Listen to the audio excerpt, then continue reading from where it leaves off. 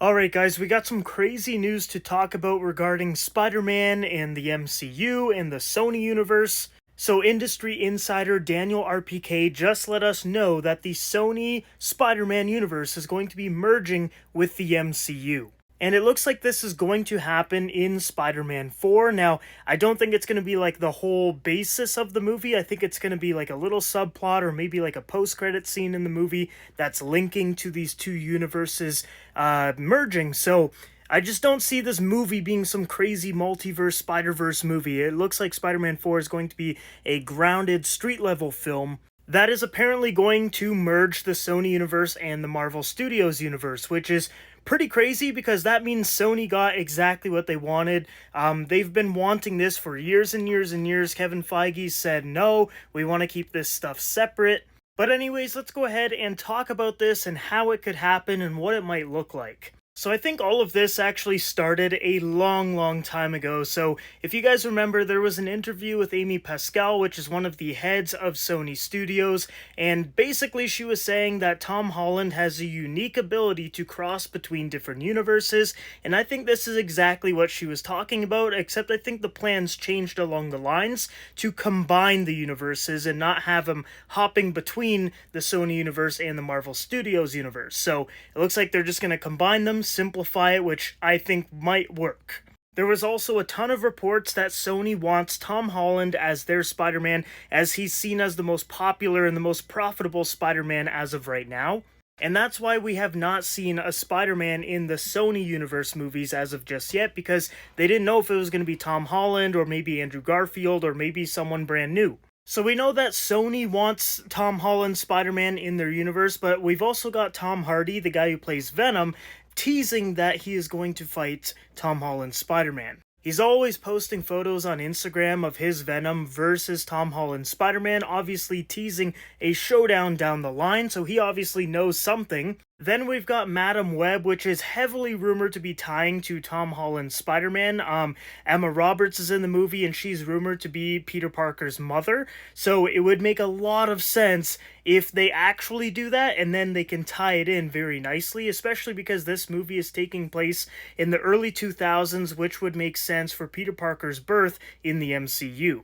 We're also getting reports that Tom Holland's Spider-Man is the prime Spider-Man in the multiverse, so it looks like the Madam Web characters are trying to protect him. And if that is the case, I actually think that ties in the Sony universe to the Marvel Studios universe pretty well, actually. Like, if the baby that Emma Roberts has is Tom Holland's Peter Parker, honestly, that might work. I know I don't have a lot of faith in Sony to actually pull it off, but if they can and they make it good and interesting, it might work pretty well.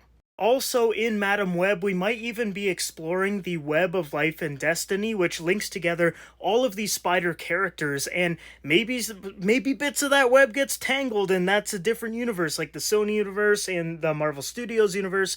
Maybe it somehow gets intertwined, maybe that's a way that they do it. And then on top of that, we've got a bunch of reports last week about Vulture returning for Spider-Man 4, and a lot of people just assumed, like, oh, Marvel Studios is just going to totally ignore the Morbius post-credit scene where Vulture is going to recruit Morbius, and they were just gonna continue with him like he was in the MCU the whole time, but it looks like, you know, if that Sony universe is merging with the Marvel Studios universe, that is another way that you can bring Vulture into Spider-Man 4 and make it make sense. So, I don't know, the writing's on the wall. It's all starting to make sense.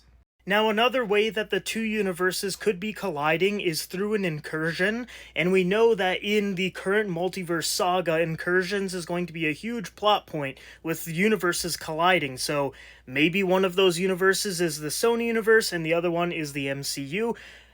You know, it could work, but I just don't see Marvel Studios dedicating an entire incursion in their universe and linking it with the Sony universe. I just don't see them doing that. I think they're going to save the incursions for some bigger stuff like X-Men and Fantastic Four, all of that good stuff. I just don't see Kevin Feige being like, okay, yeah, let's do some kind of Spider-Verse incursion.